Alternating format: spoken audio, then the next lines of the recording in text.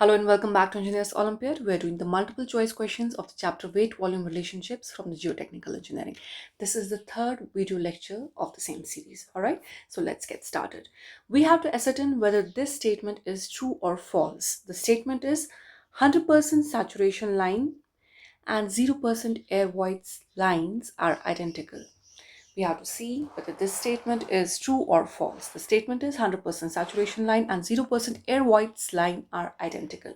Yes, absolutely, this statement is absolutely correct because a 100% saturation line, would mean a 100% saturation line would mean that the soil is fully saturated, right? Soil is fully saturated. That means there is no air phase, and the soil in that condition becomes the two-phase system, unlike the regular three-phase system in which there is soil solids and the voids contain air and water. But when the soil is fully saturated, there is no air phase, so volume of air becomes zero in the voids, and in that condition saturation is 100%. All right, degree of saturation is one of the most important volumetric relationship in a given soil phase system, and degree of saturation, as you know, it is a ratio between degree of saturation is a ratio between volume of water to the volume of voids in a given soil system. All right, so it becomes zero when the soil is absolutely dry, there is no water phase, and it becomes 100% when the soil is fully saturated and there is no air in the voids. In that case, volume of voids is volume of water because there is no air phase. So the degree of saturation S becomes 1 or 100% because we usually express it in terms of the percentage. All right. So a 100% saturation line would mean that the soil is fully saturated, and S in that case would be equal to 100%. A 0%, or you may say a zero air voids line,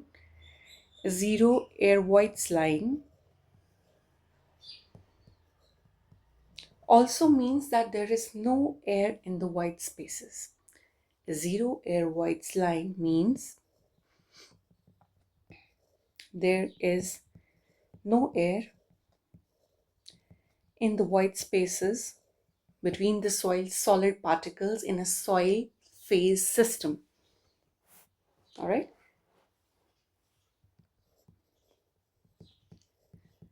That means volume of air is equal to zero. So if there is no air in the voids, all the voids are filled with water, which is exactly the condition of a 100% saturation line or a 100% saturation state. All right, so 100% saturation line and 0% air voids lines are identical. Percentage air voids, let me rub it first. Percentage air voids is also one of the most important volumetric relationship in a soil phase system, and it's also a ratio. It's a ratio between, it's denoted by Na, percentage air voids.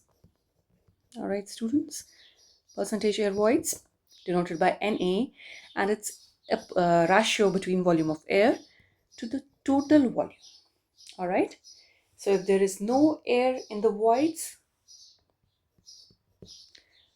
all the voids in the soil phase system are filled with water because there is no air phase. So 0% air voids. All right, this will become zero when there is no air in between the spaces filling up the soil solid particles in a soil phase system. A 0% air void condition will mean that there are absolutely no air voids in a soil phase system. That means all the voids are filled with water, which is exactly the same situation when the soil is fully saturated. All right, the soil is fully saturated when there is no air phase, all the voids are filled with water. All right. So the statement that 100% saturation line and 0% air voids lines are identical is absolutely correct. And let me reiterate that this degree of saturation and percentage air voids, these are one of the most important. We have five very important volumetric relationships in a given soil system. We have void ratio, we have porosity, we have degree of saturation, we have percentage air voids, and we have air content. All of these are essentially ratios. All right, moving on. Next one. All right. So the next statement that we have to check whether it's true or false is the water content of soil has a range from 0 degree to 100%. All right. So this statement that the water content of soil has a range from 0 degree to 100% is absolutely incorrect or false. Why? Because we have already discussed the water content in case of fine grained soils such as silts and clays is generally more than that of the coarse grained soils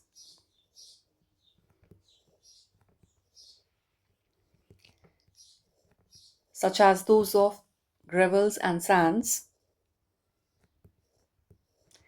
And we also learned in the previous video lecture that the water content of some of the fine grained soils may be even more than 100%, which is essentially an indication that more than 50% of the total mass is that of the water. So this happens usually in case of the fine grained soils such as silts and clays. All right. So there is no upper limit of 100% in highly compressible soils such as soft clays,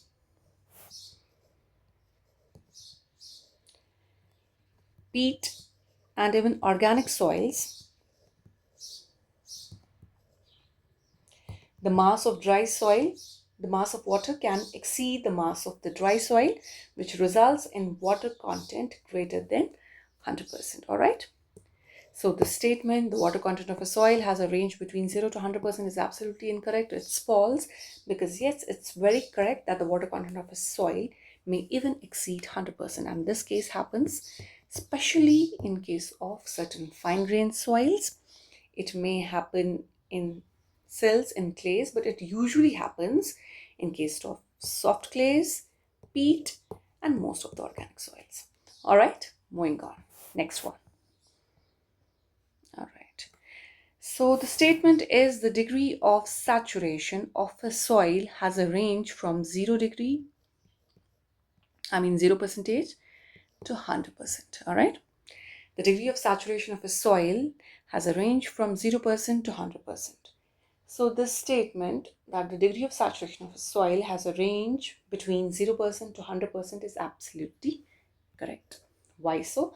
Because the degree of a saturation, one of the most important volumetric relationship in case of a soil system, degree of saturation is a ratio between, denoted by S, and is a ratio between volume of water to the volume of voids.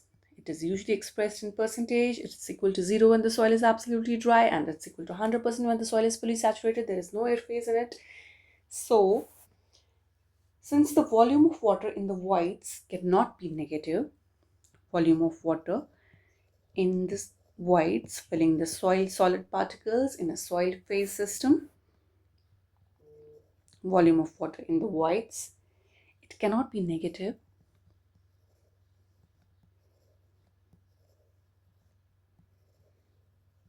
A, it cannot be negative, and B, it cannot exceed the total volume of the voids, because otherwise that will be absurd. It cannot exceed the total volume of voids. So for dry soils, S is 0%. For fully saturated soils,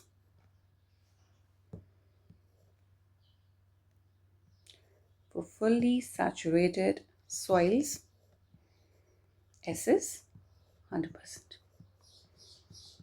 So the range lies between 0% to 100%. All right. Why so? Because A, the volume of water in the voids, it cannot be negative, and B, it cannot exceed the total volume of the voids. It will always be either 0 or it can be equal to the volume of voids. It cannot exceed it. So the statement, so its general range will fall in between 0% to 100%, not less than 0%. It cannot go to the negative side. Why? Because in that case, volume of water in no case can be negative, right? And in no case it can exceed the total volume of the voids. Otherwise, that is quite absurd. So its usual range falls between 0% to 100%. All right. So this statement, the degree of saturation of a soil has a range between 0% to 100%, is absolutely correct. We have the usual range for dry soil. It becomes 0 or 0% because we usually express it in terms of percentage. And for fully saturated soils, when there is no air phase, S becomes 100% because in that case, volume of water becomes equivalent to the total volume of the voids because there is no air phase in the voids between the soil solid particles in a soil phase system. So this equates to this, and hence it's equal to 1, or we may say 100% because we usually express degree of saturation in terms of percentage. All right, moving on.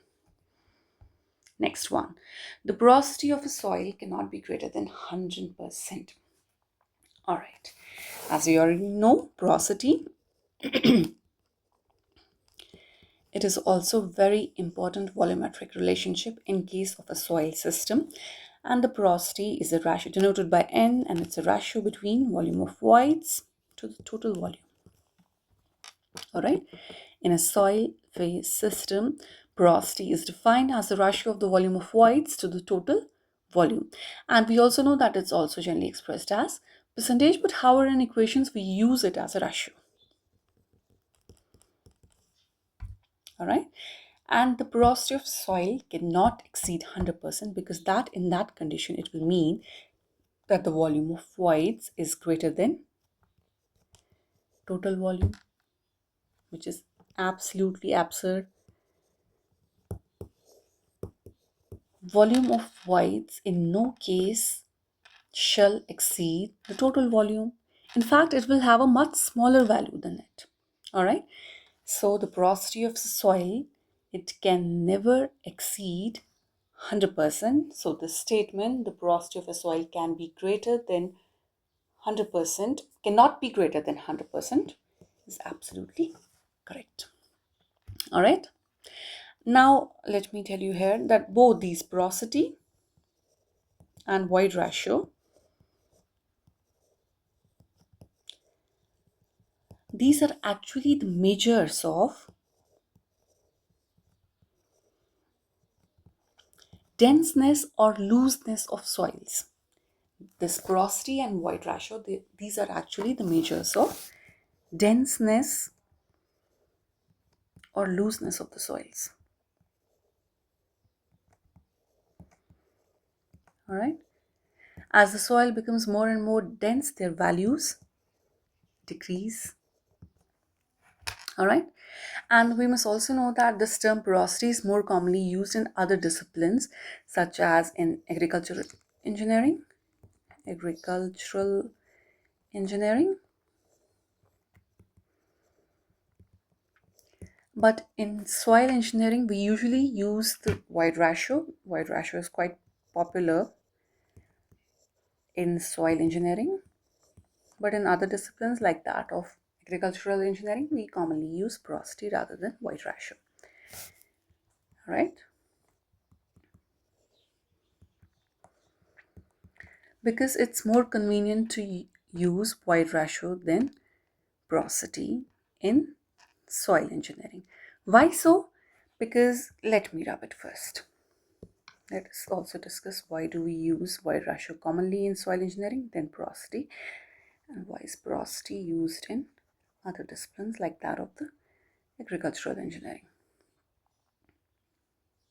All right. So what is porosity?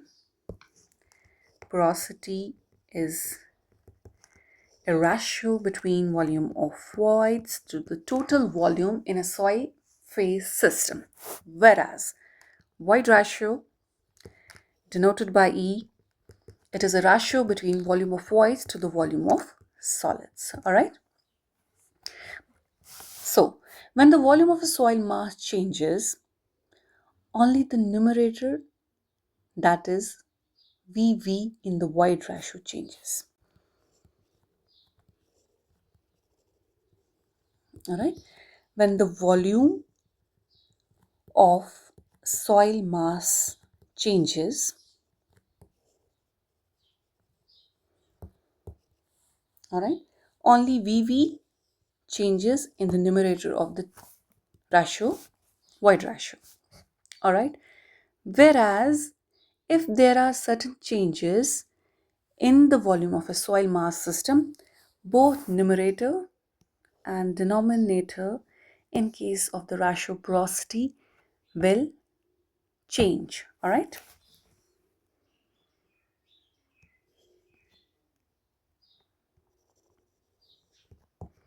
So when there are changes in the volume of soil mass, in case of void ratio, only the numerator changes. This denominator, volume of the soil solids, this remains constant. All right. It won't change with any change in the soil mass. All right. But if the volume of the soil mass changes, both numerator and denominator changes in term porosity. All right. So it becomes quite inconvenient. So we prefer, usually in soil engineering, that we go with the volumetric relationship, that of the void ratio, to ascertain the state of denseness or looseness of soils, because that's what these two ratios indicate, both void ratio and porosity.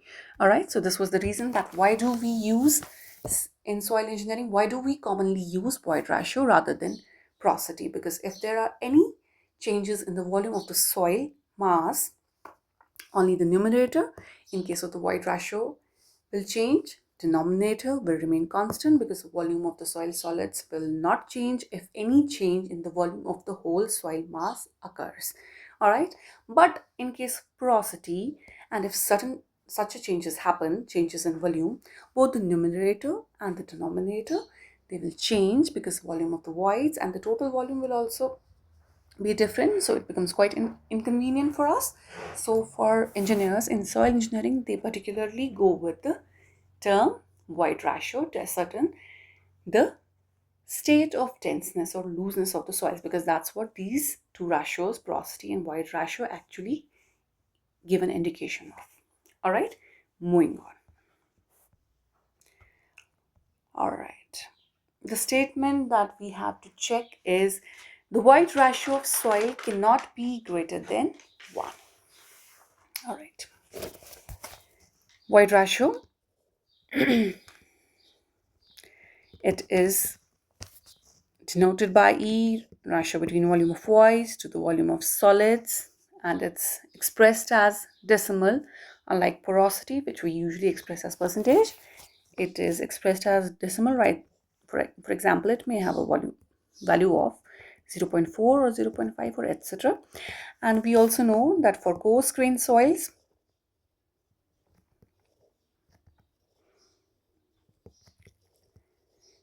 the void ratio is generally smaller than that for the fine grained soils.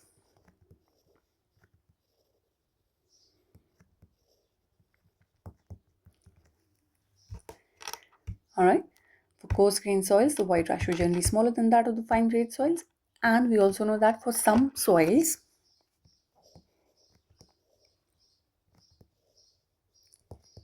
it may have a value even greater than unity.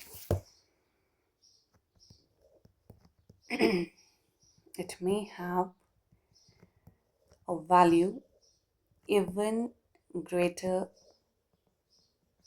than unity. So the statement, the void ratio of soil cannot be greater than 1, is absolutely false. Alright. Unlike porosity, the void ratio can be greater than 1 because the volume of voids may exceed the volume of solids. Alright. In case of dense sands, usually the value of void ratio, it ranges between 0.4 to 0.8, but in case of soft clays, it may have a value even greater than unity. Organic soils and peat E can be greater than 1. In case of organic soils and peat, this void ratio can exceed unity. Alright, so this was about the void ratio of the soil, and we know that for coarse grained soils, the void ratio is generally smaller than that of the fine grained soils. Alright, moving on. Alright. So the statement is the void ratio of a soil is 0 when the soil is fully saturated. The void ratio of the soil is 0 when the soil is fully saturated. This statement is false. Alright. Alright, so the statement the void ratio of a soil is 0 when the soil is fully saturated is absolutely incorrect. It's false. Why so? A soil is fully saturated. When do we say a soil system is fully saturated? When there is no air phase, volume of air in the void becomes 0. There is no air phase. All the voids in the soil phase system, they are filled with water. All right. So soil is fully saturated when all the voids are filled with water. That means degree of saturation in that case is 100%. Degree of saturation is 100%. But this case does not mean that the voids disappear. Voids do not disappear. The soil system still has the void spaces,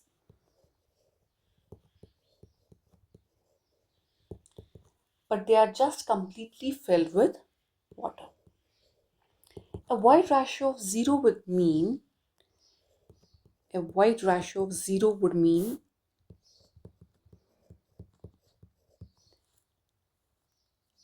that volume of voids is 0, which implies no voids at all. But that is an impossible condition for natural soils. This is an impossible condition for natural soils to have no volume of voids.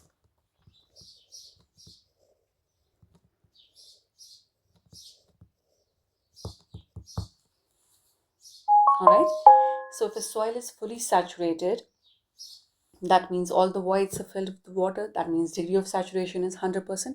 But this in no case means that the voids disappear. The soil still has void spaces, but they are just completely filled with water. Alright, so a void ratio of 0 would mean that the volume of voids is 0. This is impossible condition for most of the natural soils. So the statement the void ratio of a soil is 0 when the soil is fully saturated is absolutely incorrect. It's false. Alright, moving on.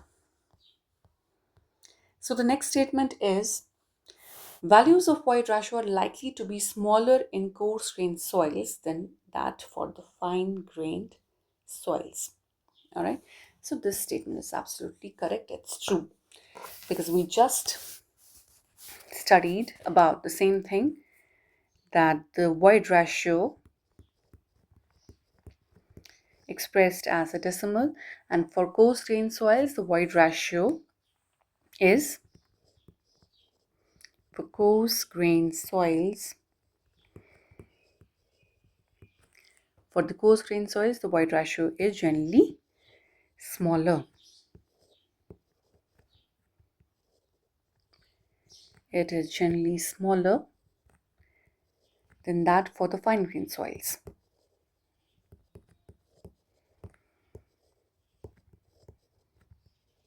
Than that for the fine grained soils.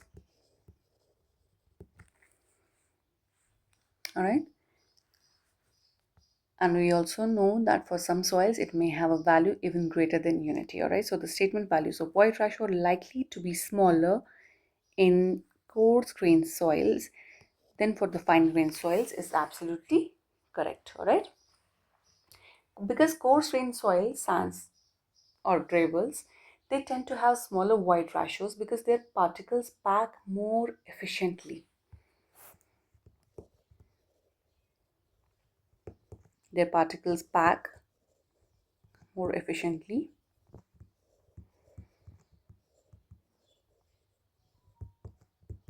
And for fine grained soils like that of silts and clays, especially soft clays, they often have larger void ratios due to their plate like particle shape and higher compressibility. Due to their plates like particle shape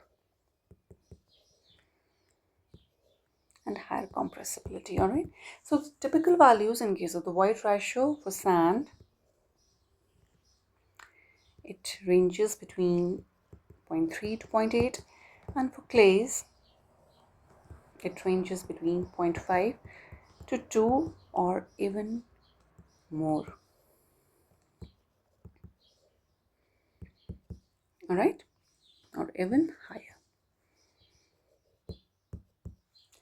So the statement the values of void ratio are likely to be smaller in coarse grained soils than that for the fine grained soils is absolutely correct. Why so? Because in case of the coarse grained soils like that of the sands and gravels, they tend to have smaller void ratios because their particles pack more efficiently.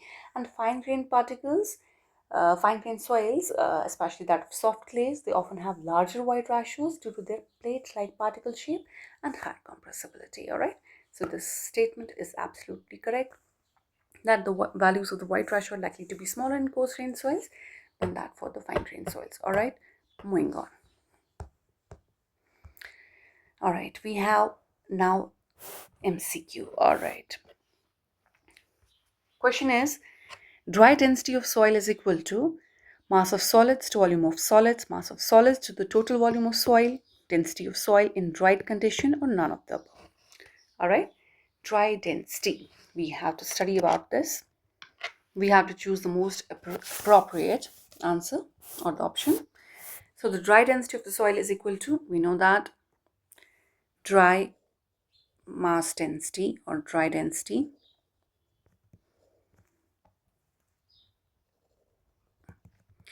It is very important volume mass relationship, and we know that the volume mass relationships in a soil mass, they are in a soil system or a soil mass, they are in terms of mass densities. All right, unlike the volume weight relationships which are in terms of the unit weights. All right, so dry mass density, it is defined as mass of solids per unit total volume. All right, dry density is defined as the mass of soil solids per unit total volume, but this is the mass of soil solids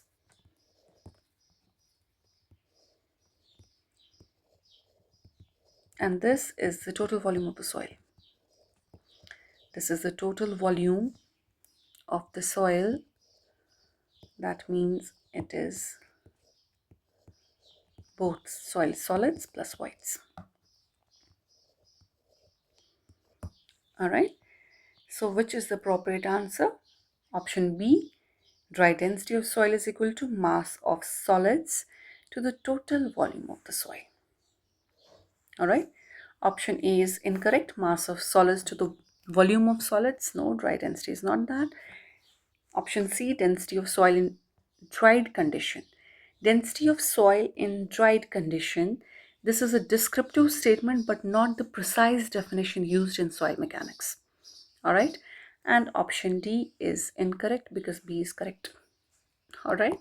So option B, dry density of the soil is equal to, it's a ratio between mass of soil solids per unit total volume. All right. Moving on to the next one. All right.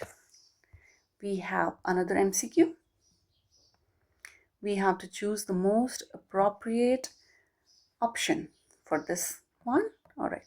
So the question is, from among the ranges of numerical values given, select the range. From among the ranges of numerical values given, select the range for following soil parameters. First, we have to choose for the water content. All right, so we have to select the range for the following soil parameters. First comes the water content in terms of percentage. So water content in a soil system, the range we have to select option A, second, third, or fourth. Where does it actually lie? All right, so the water content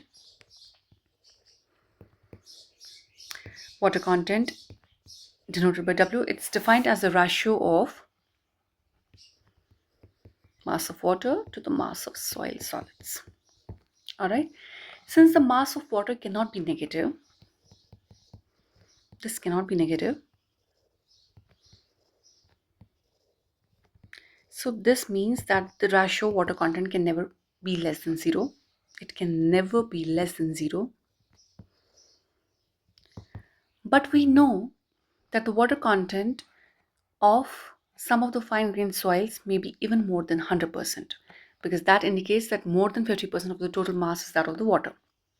All right, in some highly organic soils and peats, water content can be greater than 100%. All right, that is an indication that more than 50% of the total mass is that of the water.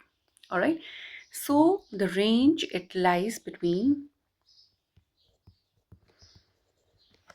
all right, it can never be negative, because in that case it would mean that the mass of the water is negative, which is not the condition. It cannot be negative, so water content can never be less than zero. But since we know that the water content of the fine-grained soil, such as silts and clays, is generally more than that of the coarse-grained soil, such as gravels and sands. And particularly in some of the fine-grained soils, like that of the peat and organic soils, highly organic soils, it may even exceed 100%. Water content may increase 100%. That is an indication that more than 50% of the total mass is that of the water. So the range is this. Option 4 or option D is the correct answer. All right. Option D is the correct answer. Option 1, water content can be less or equal to 0. No, it's absolutely incorrect. It can never be negative, because mass of water can never be negative. So it cannot be negative. It will always have a value more than 0 or more than it. All right, it can never go negative. So this option, it can be less than 0 or equal to it, is correct. Water content, second one, is water content can be greater than 0 but less than 100%.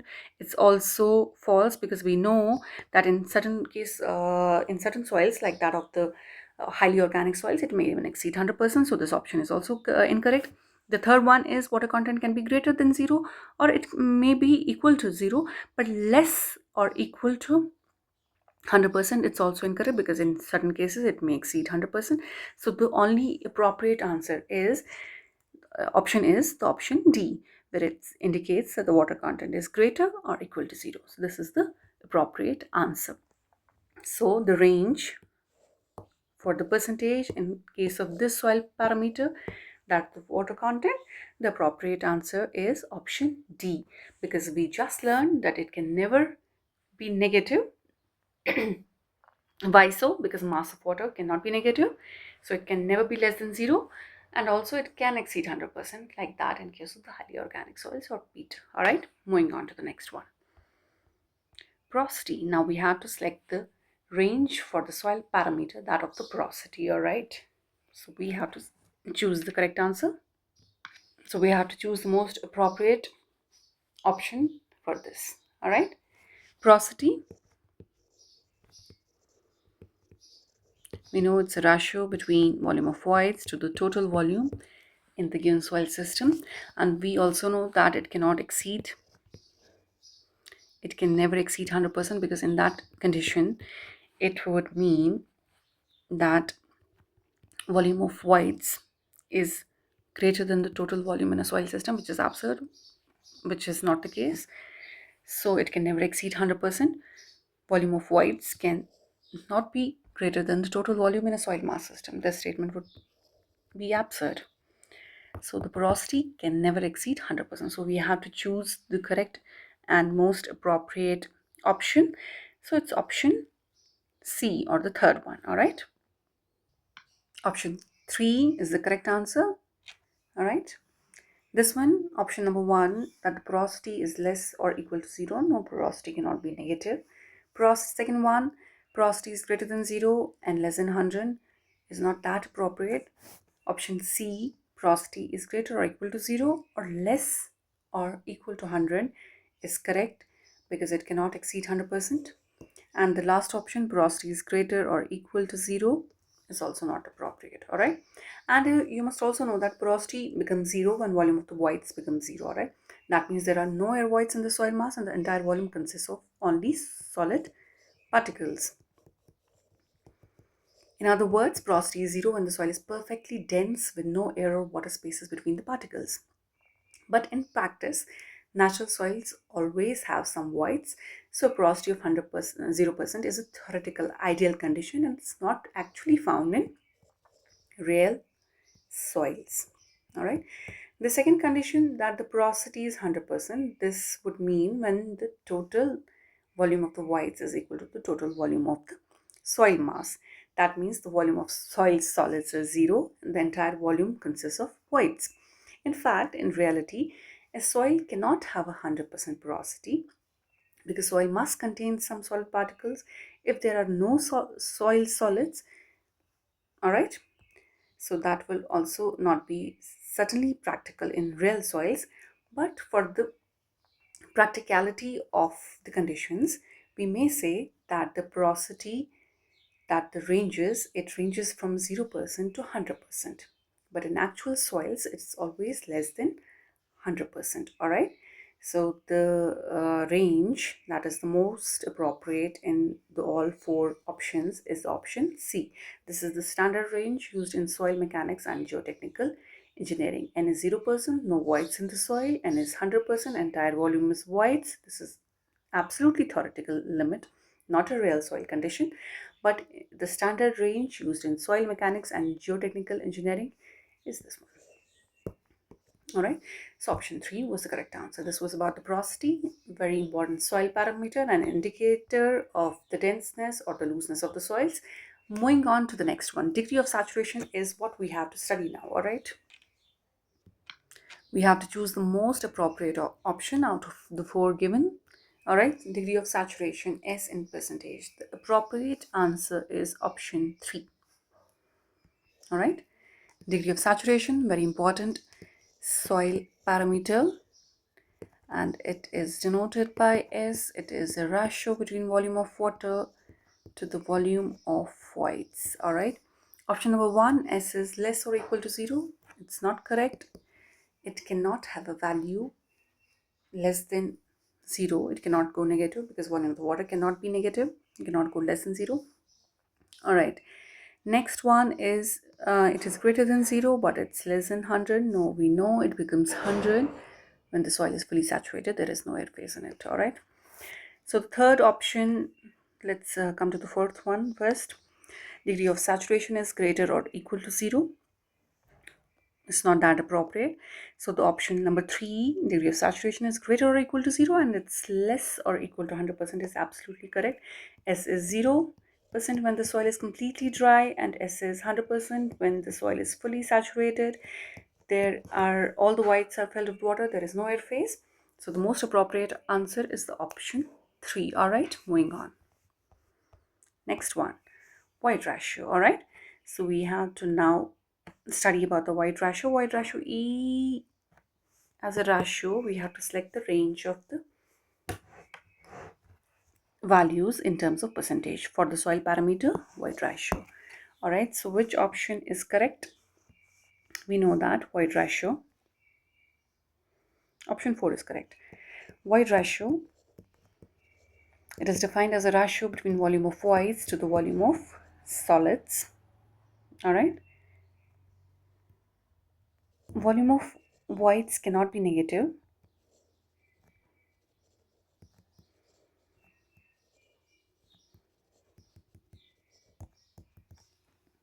All right. Volume of voids cannot be negative, and we also know that for some soils it may have a value even greater than unity. So the correct and most appropriate option is option 4. All right, so option number 1, void ratio is less or equal to 0. No, void ratio cannot be negative because volume of voids cannot be negative. So this is incorrect. Second one is void ratio is greater than 0 but less than 1. No, it can even exceed 1. The third one is it is less or equal to 0. It is greater or equal to 0 or less or equivalent to 1. No, it can exceed 1. So the most appropriate answer or option is option 4, that void ratio is greater or equal to 0. All right, so this is the correct option. Void ratio is 0 when the soil contains no voids, a perfectly dense soil mass system. And void ratio is not equal to 0 when the soil is fully saturated, that we have also already learned before. A fully saturated soil still contains voids, but they are just completely filled with water. All right, moving on. Our next one is about the water content determination of a highly organic soil. All right. So the question is, the water content of a highly organic soil is determined in the oven at a temperature of. All right.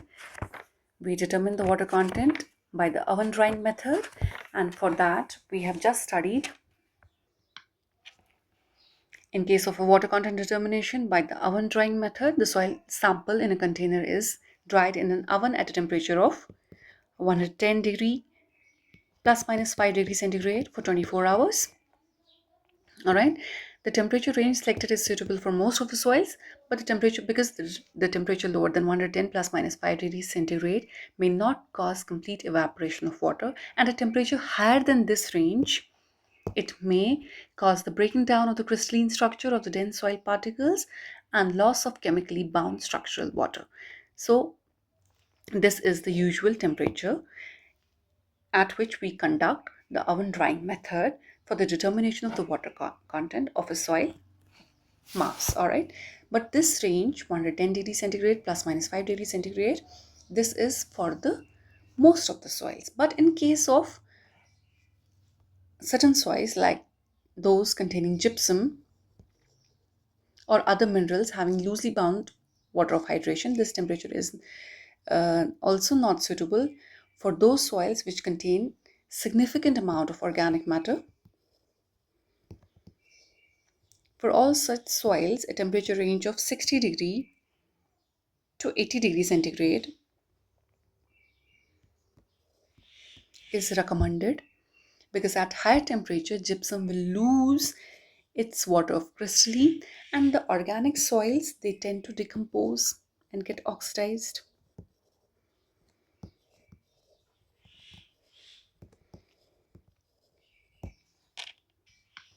So the correct option is option B, 60 degrees centigrade. All right. The water content of a highly organic soil is determined in the oven at a temperature of 60 degrees centigrade. All right.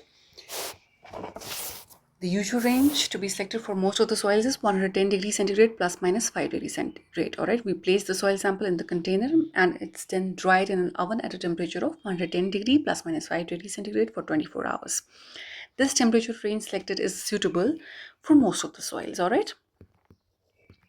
Because if we select a temperature lower than this, then it may not cause the complete evaporation of the water, and the result which we'll get will not be the reliable and the appropriate one.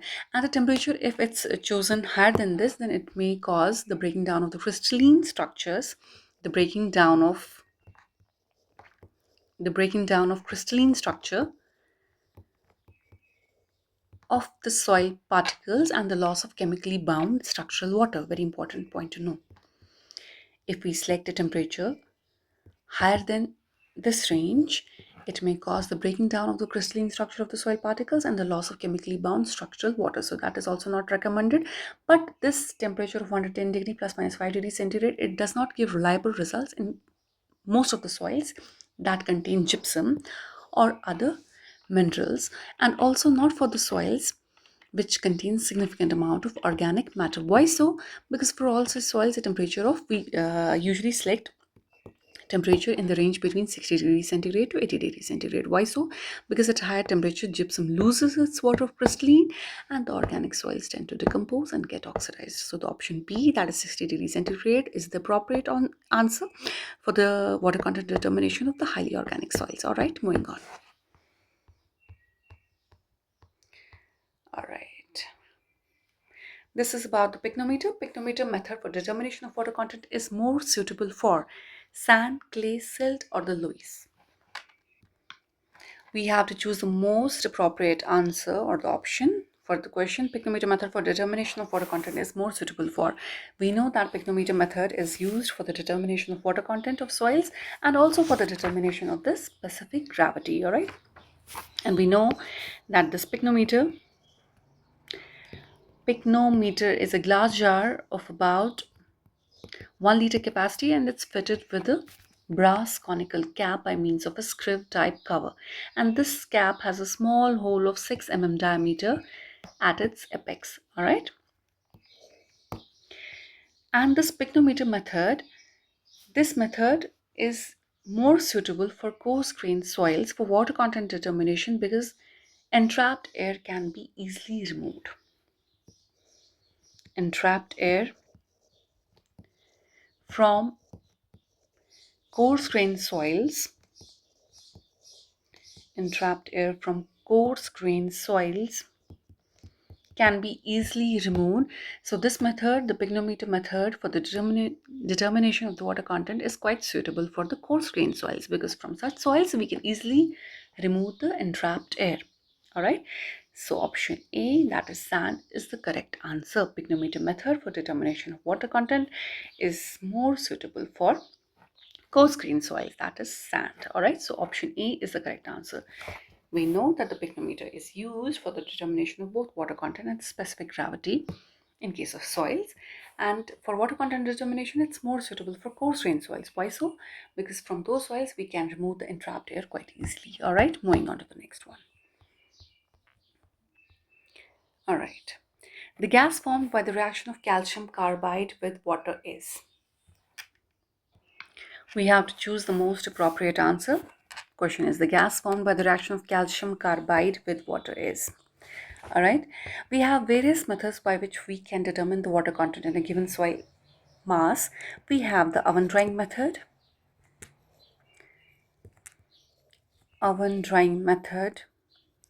in which the soil sample is placed on the oven and it's dried at temperature of 110 degree plus minus 5 degrees centigrade for 24 hours. Then we have torsion balance method. Torsion balance method. We have picnometer method, which is more suitable for the coarse grained soils. Picnometer method.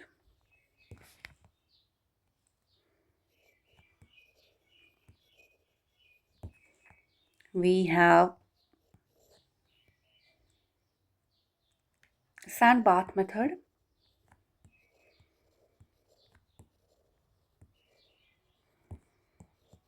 We have alcohol method. We have calcium carbide method.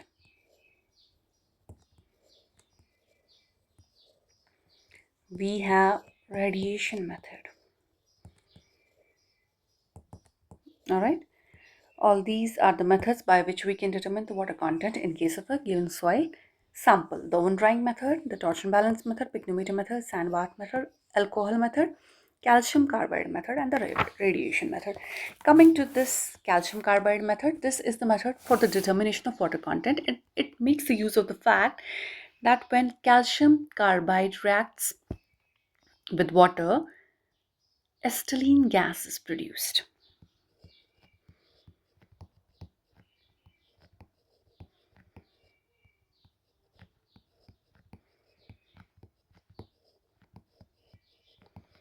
All right. So when calcium carbide reacts with water, acetylene gas is produced and the water content of the soil is determined indirectly from the pressure of the acetylene gas formed. And this instrument is known as the moisture tester.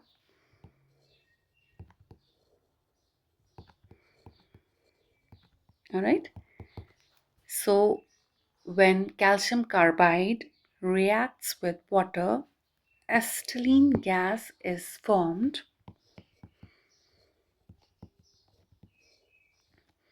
and the water content of the soil is determined indirectly from the pressure of the acetylene gas so formed. And this instrument, we make use of this in the instrument moisture tester, by which we test the water content of the given soil sample.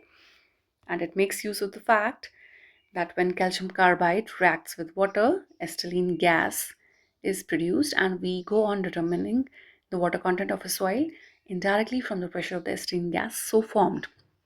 All right. So the question: the gas formed by the reaction of calcium carbide with water is acetylene. All right. Option B is the correct answer. All right. So this was something about the water content determination in case of soils and the certain methods by which we go on determining it. All right. Moving on to the next one. All right. Question number 20.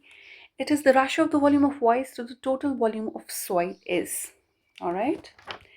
This is about the volumetric relationship in case of the soil phase system. All right. And we have to tell the ratio of the volume of the voids to the total volume of soil is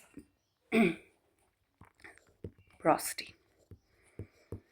The ratio of the volume of voids to the total volume of soil is porosity. Void ratio is volume of voids to the volume of solids. Air content is volume of air to the volume of voids. Degree of saturation is volume of water to the volume of voids. So the correct option is option B. The ratio of volume of the voids to the total volume of the soil is known as the porosity, which is an indication or the measure of the denseness or the looseness of soils, and it's usually expressed as percentage, but however in equations we use it as a ratio. And we also note it cannot exceed 100%, as it would mean that the volume of voids is greater than total volume in case of a soil mass system, and which is absurd. All right. And we also know that this term porosity is commonly used in other disciplines like that of the agricultural engineering. In soil engineering, we commonly use the void ratio. All right. Moving on. All right. So this is about the bulk density of soil. We have to choose the correct option. Bulk density of soil is equal to mass of solids upon volume of solids. Mass of solids upon the total volume of soil. Density of soil in dried condition. Total mass of soil upon total volume of soil. All right. Bulk density, very important volume mass relationship, and the volume mass relationship in case of the soil phase systems, they are generally expressed in terms of the mass densities, and we know that the volume weight relationships, they are expressed in terms of the unit weights. All right. And bulk density or bulk mass density,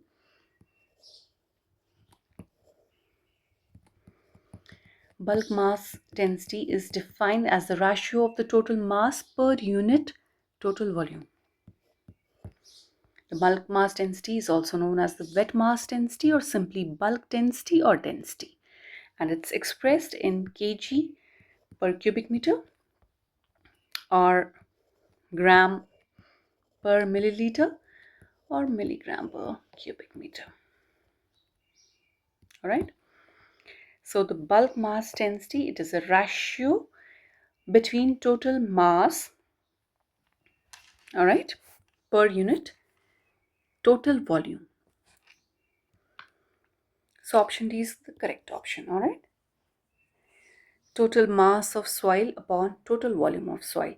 Option A, mass of solids upon volume of solids. No. Mass of solids upon total volume of soil. This is the dry mass density, density of soil in dried condition. No, this is descriptive statement. So the correct answer is total mass of soil upon total volume of soil. So bulk mass density is equal to its ratio total mass of soil upon total volume of soil. So option D is the correct option.